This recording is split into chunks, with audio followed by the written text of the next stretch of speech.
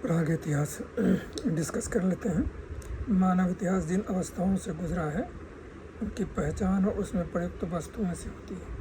सबसे प्रारंभिक अवस्था में पाषाण का प्रयोग होता था, फिर तांबा, कांसी और लोहे आदि धातुओं का व्यवहार होने लगा। प्राचीन भारत में उत्तर पश्चिमी पंजाब की पहाड़ियों की तलहटियों के किनारे किनारे प्रवेश किया और गंगा की उत्पत्तिया को छोड़कर प्राय भारत के प्रत्येक भाग में अपने अस्तित्व को अवशेष को छोड़ा है।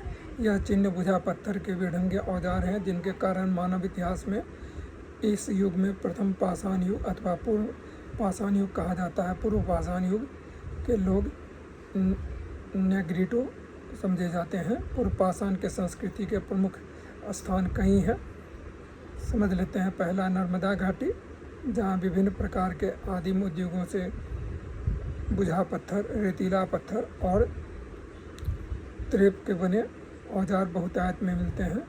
दूसरा है कोंकण तट की पट्टी। तीसरा है दक्षिण का पठार। पूर्वी तट भी इन प्राचीन अवशेषों से सुसंपन्न है। दक्षिण पूर्वी भारत के चेचक पत्थर की धरती, जिसे दक्षिण में इटिकाकुल कहते हैं, से भी ऐसे उपकरण बहुत आसानी से बन सकते हैं। दूसरी अवस्था मध्य पाषाण युग कहलाती है। इसका लक्षण बहुत छोटे औजार, जिन्हें माइक्रोलिथ कहते हैं, और जो प्राय समस्त भारत में, विशेषतः उत्तरी भारत में, गुजरात में पाया जाता है। गुजरात में हुई खुदाइयों में इन लघु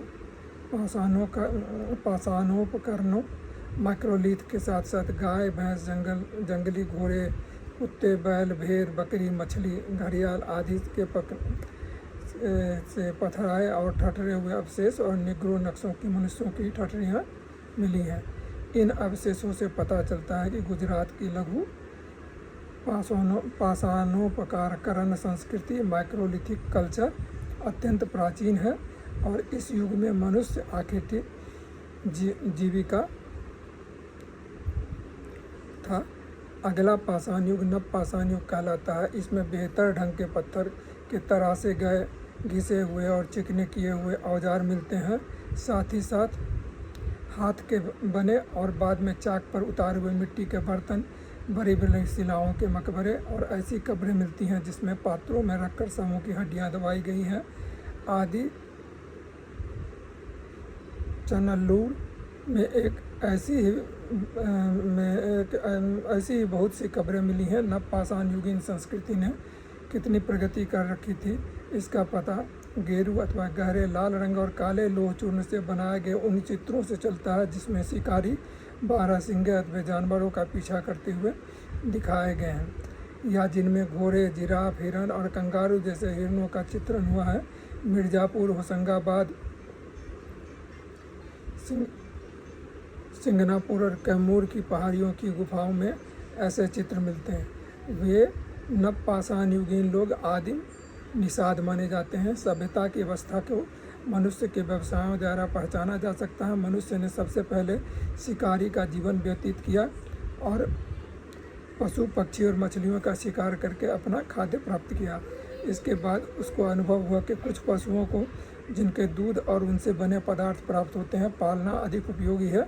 वह पशुओं को पालने लगा और खेती और चारागाहों में उनको चराने लगा। वहाँ उसे पता चला कि उलटी हुई ज़मीन में बीज बिखेरने से खाद्य पदार्थ उगते हैं। इन चीज़ों से उसे कृषि और अस्थायी जीवन की ओर प्रवृत्त किया गया, जिसने उसे विचार करने के लिए अवकाश मिला।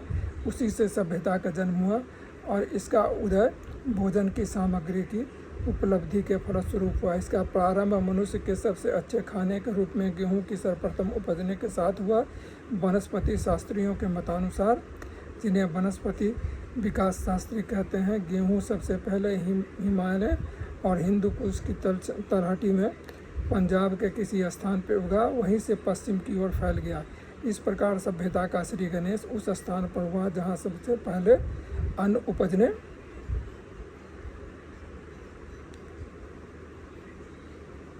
लगा और पशु पाले जाने लगे।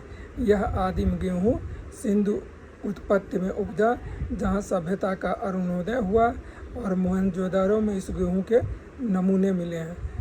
यह उन गेहूं का पूर्वज है जो पंजाब में प्रयुक्त होता है। इस प्राचीन सभ्यता के स्थल सिंध बलूचिस्तान में मिलते हैं। वहाँ से लाल रंग और भूरे रंग के मिट्टी के बर्तन मिलते हैं।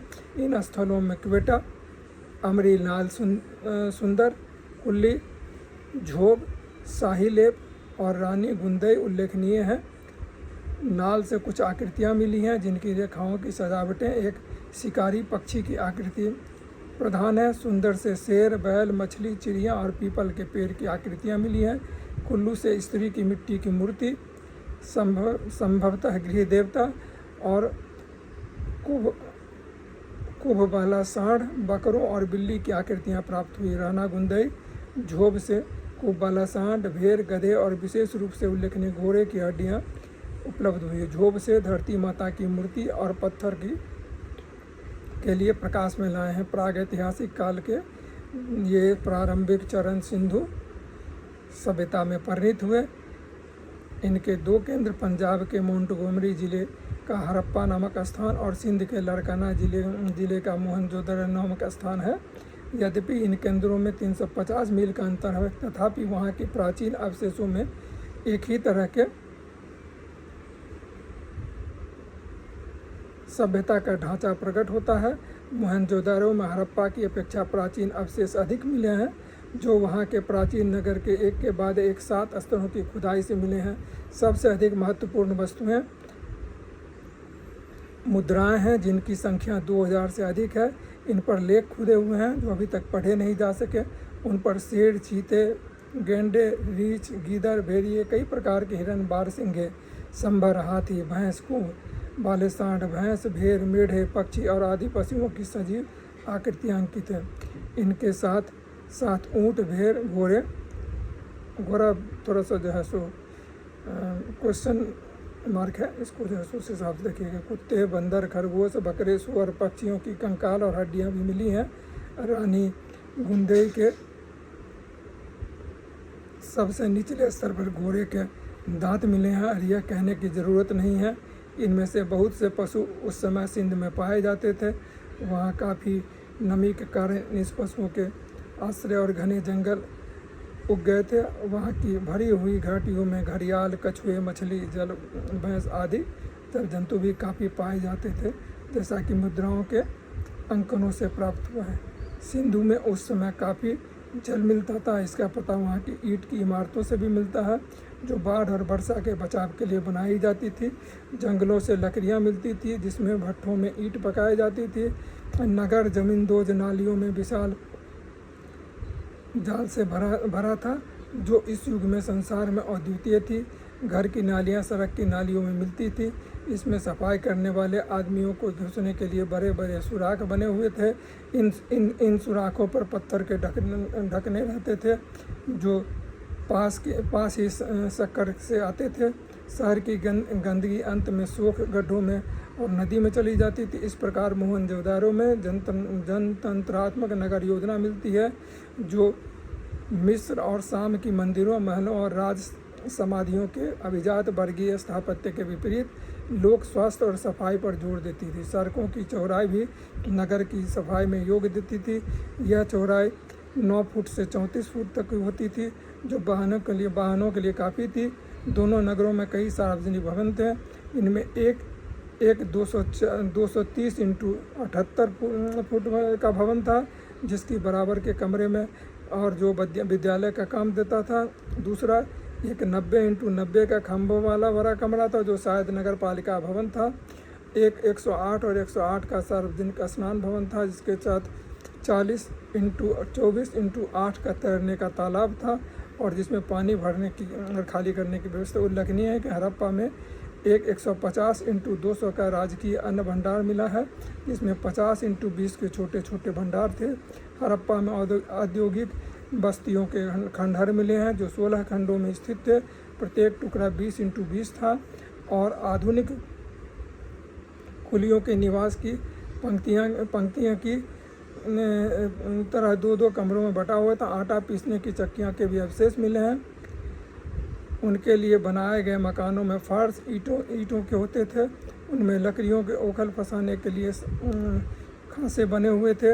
इन ओखलों में भारी मूसलों से अन्न पीसकर आटा बनाया जाता था। आटा पीसने के बाद मजदूर अपने काम पर नंगे पैर खड़े रहते थे, जैसा कि उनके पैरों से घिसी हुई फर्श के ईंटों से प्रकट होता है।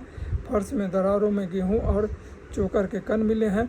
मोहनजोदारो की मुद्राओं का नामों पर मोहनजोदारो के 2 मुद्राओं पर नावों की आकृति अंकित है, जिनकी अगारी और पिछारी उठी हुई है। एक नाव पर मस्तूल लहराता हुआ बादमान और लंबी पतवार चलाता हुआ माझी दिखाया गया है, और दूसरी पर एक चौकोरी केबिन और जहाज अंकित है। ये नदियों और समुद्रों से गुजरने वाले व्यापार का प्रमाण प्रस्तुत करता है। मैके के अनुसार सिंधु घाटी सभ्यता के लोग समुद्री मार्ग से सुमेर और इलाम से व्यापार करते थे। प्राचीन सूसा के कुल्ली के चित्रित मिट्टी के बर्तनों की नकलें मिलती हैं। वहाँ के लोग समुद्री मार्गों द्वारा प्राचीन मेसोपोटामिया से व्यापार करते थे। तात्कालिक व्यापार का क्षेत्र बड़ा विस्तृत था।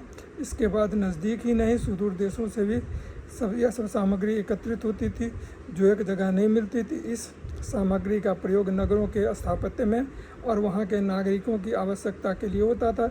ऐसा ही एक विशिष्ट पदार्थ सोना है, जो सर एडविन पेस्को के मतानुसार केवल मैसूर में कोलार के खानों में मिलता था। इस सोने में 11% चांदी इलेक्ट्रॉन का मेल रहता था। इस प्रकार मोहनजोदारो में प्रयुक्त सुंदर हरा पत्थर नीलगिरी की पहाड़ियों में अच्छा बेट्टा नामक स्थान से मिलता था।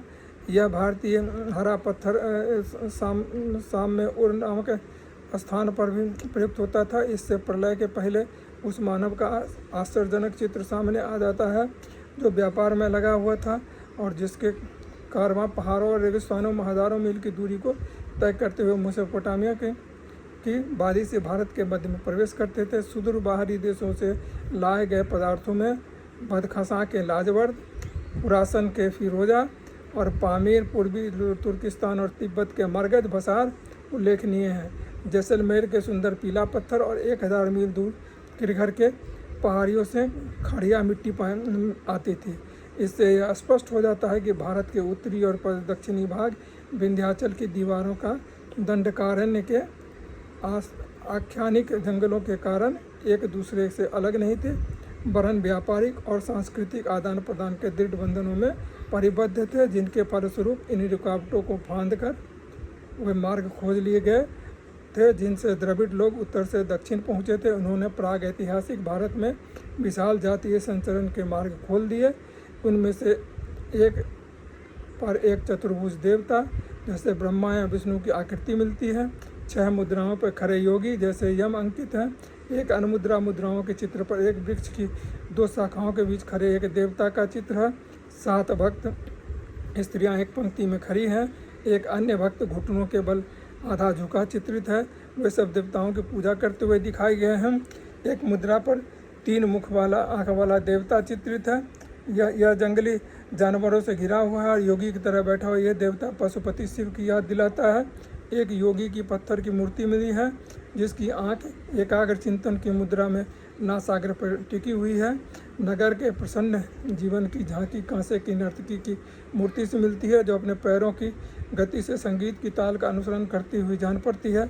एक नर्तक की मूर्ति और बाएं टांग नटराज के शिव की तरह उठी हुई है। उसका अनुमान मुद्राओं की मूर्तियों पर चित्रित हुई पुजारियों के उपादानों से किया जा सकता है। धर्म, एक शिव, दूसरा शक्ति, तीसरा पशु देवताओं के वाहन के रूप में, चौथा वृक्ष उनमें निवास करने वाले देवता, 5वां लिंग और योनि के प्रतीक, 6ठा पवित्र धूपदानी आदि से संबंधित था। मंत्रों और ताबीजों पर विश्वास भी इसमें शामिल था। योग भी साधना प्रधान धार्मिक कृत्य था। इलाम और सुमेर में प्राक सारगोन युग 2700 अथवा 2400 ईस्वी पूर्व के कुछ स्थलों में सिंधु लिपि में अंकित काकुदमान सांड की आकृति से चित्रित 5 भारतीय मुद्राओं की उपलब्धि से सर जॉन मार्शल ने यह अनुमान लगाया कि यह 2700 से 2400 ईस्वी के पूर्व लगभग विद्यमान था, किंतु ये मुद्राएं मोहनजोदारो के बाद के स्तर की हैं, अतः इनका आरंभ 3500 ईस्वी पूर्व के आसपास समझना चाहिए। एक दूसरी भारतीय मुद्रा जिस पर हाथी, गैंडे और आदि भारतीय पशुओं की आकृति अंकित है, एक अन्य मुद्रा के साथ जिस पर लगभग 2500 ईस्वी पूर्व में राज्य करने वाले अक्कर राजा पुल का नाम लिखा है। बगदाद के निकट एसुआ नामक स्थान पर मिली है, अतः 2500 ईस्वी पूर्व से पहले भारतीय मुद्रा एसुआ पहुंच चुकी होगी। सर जॉन हटन 1931 के जनगणना अधिकारी इन्हें द्रविड़ मानते हैं और इनका पहचान ऋग्वेद में वर्णित अनार्यों से करते हैं, जिन्हें अनास चपटी नक वाले कहते हैं। कृष्णत्वस काली चमड़ी वाले, कृष्ण गर्भ काली जाति के बताया गया है। हटन महाशय के मतानुसार ये वैदिक विशेषण आदिम निषाद अथवा कोलेरी जातियों के लिए प्रयुक्त होता था। ऋग्वेद में इन्हें कृष्णदेवा लिंग के उपासक भी कहा गया है। मोहनजोदारो के लिंग पूजा के बहुत से उपादान प्राप्त हुए हैं। ऋग्वेद में अनार्यों के दुर्गों और पुरों का उल्लेख है, जो इस सभ्यता के आधारभूत नगरों से मेल खाते हैं। ये दुर्ग और पुर पत्थर, अश्ममयी और लोहे आईसी से बने होते थे। आर्य देवता इंद्र को इन्हें नष्ट करना पड़ा था, जिसके कारण उनका नाम पुरंदर पड़ा था। ठीक है ना। ये जो है सो प्रागैतिहासिक, और इसमें जो है सो हड़प्पा सभ्यता का भी हमने थोड़ा सा इंट्रोडक्शन दिया है। हड़प्पा सभ्यता अलग से भी डिस्कस करेंगे। तो ये जो है सो आज का ये था। तो please like share and subscribe. Thank you very much.